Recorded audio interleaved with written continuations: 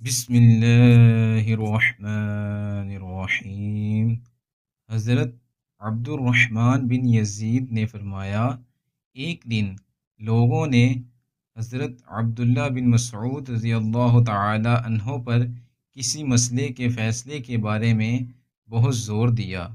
تو حضرت عبداللہ بن مسعود رضی اللہ تعالی عنہ نے فرمایا، ایک وقت تھا کہ ہم فیصلے نہیں کیا کرتے تھے اور نہ ہمارا یہ مقام تھا، پھر اللہ تعالی نے ہمارے لیے مقدر فرمایا کہ ہم اس مرتبے کو پہنچ گئے ہیں جو تم دیکھ رہے ہو۔ آج کے بعد جس کے پاس کوئی فیصلہ آئے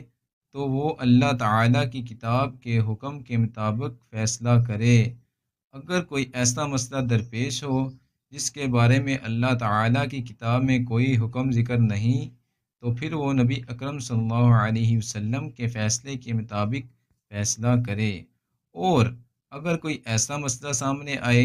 جس کے بارے میں نہ تو اللہ تعالی کی کتاب میں کوئی حکم ہے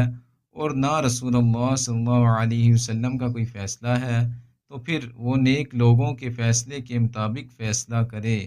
اور اگر کوئی ایسا معاملہ سامنے آئے جس کے بارے میں نہ تو اللہ تعالی کی کتاب میں کوئی حکم ہے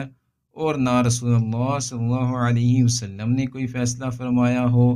اور نہ سلف صالحین نے کوئی فیصلہ کیا ہو، تو اپنی رائے کے ساتھ حق بات تک پہنچنے کی کوشش کرے۔ یہ نہ کہے کہ مجھے فتویٰ دیتے ہوئے ڈر لگتا ہے اور میں خطرہ محسوس کرتا ہوں، اس لیے کہ حلال کا حکم واضح ہے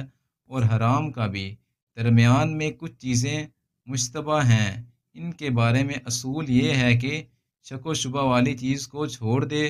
اور غیر مشتبہ چیز کو اختیار کر لے۔ دوستو، اللہ تعالی ہمیں اس حدیث مبارکہ پر عمل کرنے اور اپنی زندگیوں کو سنوارنے کی توفیق عطا فرمائے، آمین۔